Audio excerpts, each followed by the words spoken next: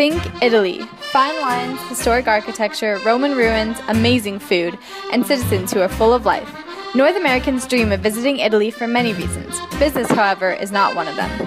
Since the global economic collapse in 2008, European markets have hit an all-time low. Unemployment rates of up to 25.1%, inflation close to zero, coupled with underwhelming economic policies have stalled Europe's revival. Given these harsh headwinds, corporations have been looking to grow internationally, taking their business overseas. This video aims to help define the cultural differences in the Italian and American sailing process and provides tips to succeed when taking their business abroad.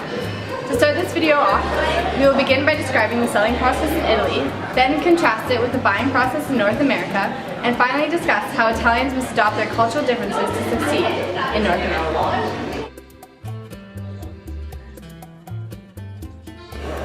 Italians aren't easy with change and reluctant to take risks, so a lot of time is spent demoing the product or service and providing successful examples to make the buyer feel comfortable. Contingency plans, guarantees, and warranties are also very frequent. However, lengthy contracts are not typical because too many terms and details is seen as untrustworthy. After the deal has been closed, the implementation stage has a lot of hand-holding. Italians like to be walked through the process every step of the way. Ultimately, from the relationship building to decision making to implementation, the buying process takes a very long time and requires a lot of patience. A typical way to begin prospecting with a North American client is via trade show or involvement in organizations such as the Chamber of Commerce. It's important to note that North America has strict rules about accepting material goods in a business context, so the nurturing of your prospect should not include gifts. Additionally, harassment policies are glaringly different than in Italy, so complimenting a female counterpart on her looks or dress should be avoided. Once you've secured your first meeting, be prepared to align with North American buying processes by bringing tangible evidence of what you are proposing. North Americans value clear and concise presentations. This means covering the following: 1. Why you are there. 2. What you are offering. 3. How it benefits a potential client. 4. What you need. And 5. When you can deliver it. Typically, more than one person will be involved in the decision and negotiation process. However, North Americans value autonomy in the workplace, so decisions tend to be made quickly. It will be expected that the seller has the authority to make quick agreements and compromises. This means if you are a foreigner coming over with a proposal, be sure you have the authority to make decisions and move ahead. Finally, to successfully close the sale, everything must be in writing. North Americans are very particular about this and will not consider moving forward on a handshake or verbal agreement. Be sure to carry sales materials that can easily be adopted or edited. There is an expectation that the product you are selling has a quick and efficient implementation process.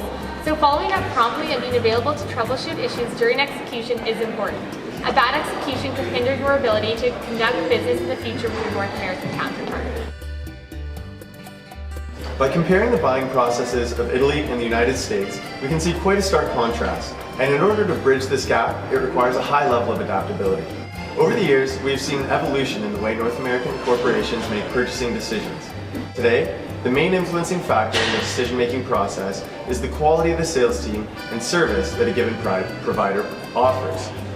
In fact, in today's hyper-competitive products market, companies often find that the only way to derive a sustainable competitive advantage is to outperform other sales teams in terms of knowledge, attentiveness, and reliability, showing commitment to becoming a partner in the client's business rather than simply becoming a product provider. Additionally, in recent years, sales in America has become very much professionalized, increasing the quality of sales teams and intensifying competition. So what does this mean for an Italian company trying to enter the North American environment? It means that Italian company executives must train their sales force to the level that Americans do today and open their minds to a new way of thinking, one that reaches beyond the borders of their country. In the following few minutes, we will outline the most effective approach to entering the American market. Step 1. Italians are known for their expertise in design qualities and the Italian look and feel. Think Dolce & Gabbana, Armani, Ferrari. Italians hold a high standard of style in everything they do, which can provide a competitive advantage over North American competitors. Further, Italians are infectious in the way of expressing their passions and are great negotiators, so Italians should keep to what they are good at: superior designs, passion, and tough negotiation tactics. But they must adapt their product functionality and, more importantly, sales strategy to be successful in North America. Step 2. Discovery. Sales managers must begin their journey of adaptation by embedding themselves in the American culture in order to gain awareness of language, etiquette, and communication style. Conversation should be kept professional from 9 to 5. Sales managers must develop a suitable training platform for the rest of their sales team by embarking on an American residency, in which they can personally experience the country and interact with companies similar to theirs. Step 3. Education. Salespeople are expected to be industry experts. They must know their product and the environment they are operating. Italians must invest significantly into sales training courses covering everything from North American business and economic environment to a background on the organizational structure, including hierarchy, level of individualism, and negotiation style. It is important to stay true to your roots by maintaining Italian style and authenticity, but truly to be successful, one must also be adaptable. Step 4. Relationship development. Italians are experts at developing relationships. In North America, relationships are professional and not personal, and they mean acting on your business's behalf to find common ground for a business-oriented partnership. This difference in focus is a major learning point for an Italian sales force. Incorporating industry and company expertise in relationship development will result in an overall competitive advantage. Additionally, Italians must understand that when objections come up, it is not personal. This can be difficult for Italians to understand, but in North America, business is business. Step 5. Maintaining relationships. Finally, a focus on maintaining relationships is a major key to success. The cost of customer acquisition is far too high, so it's important to make sure all clients are comfortable with your sale and partnership. Here is where an Italian's personal relationship skills can be a competitive advantage, as a strong personal connection will only help to strengthen the partnership in the long term. An example of a company that successfully followed these steps is Solgenia. Solgenia is an Italian company that sells collaboration and infrastructure software to enterprises in Italy, and they wanted to sell in Canada. Solgenia acquired an existing Canadian company as a platform for expansion. They worked exclusively with this Canadian company to adapt their sales force to sell in Canada. With investments in professional selling sales courses and through Canadian coaching and mentoring the sellers, Solgenia adapted their sales strategy from purely relationship selling to a more consultative and transactional selling strategy. By implementing these suggestions that we outlined earlier, Solgenia earned $1.5 million in revenue, had only half the expenses they had before, and had 5 resellers in just 6 months. And if you follow our steps, that could be you next. The North American market is presenting Italian sales companies an opportunity to expand their customer base. However, entering international markets requires a strong, prepared sales force. A complex sale will not be made without extensive research, cultural sensitivity, and tailoring your approach to the relevant audience. This is especially important in an international environment, as the buying process differs country to country. By reviewing our 5 critical steps to conducting sales in North America, your sales team will be prepared to seamlessly integrate your selling process within the North American buying process. Your success is our success. Although this topic is specifically tailored to Italian businesses, the framework we've developed is transferable to countries around the world who look to enter our market.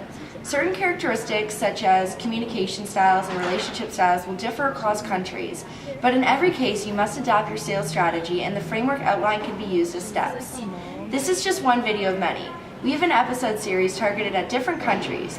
For our first video, we chose Italy, as Italian salespeople are looking to North America to save them from their current economic turmoil. But stay tuned for our next episodes. North American buyers are wary of the used car salesman approach, who always has to go speak with his or her manager in order to authorize special offers, discounts, or terms. If the representative is unable to act independently, the buyer may get frustrated. As you bring your sales force to North America, you will want to meet with your sales rep in advance of negotiations and give them the authority to negotiate a range of solution options, deal terms, and pricing structure. This is especially important for international sales teams, as time differences and communication issues may lead to delays in negotiations if an authorization process is needed.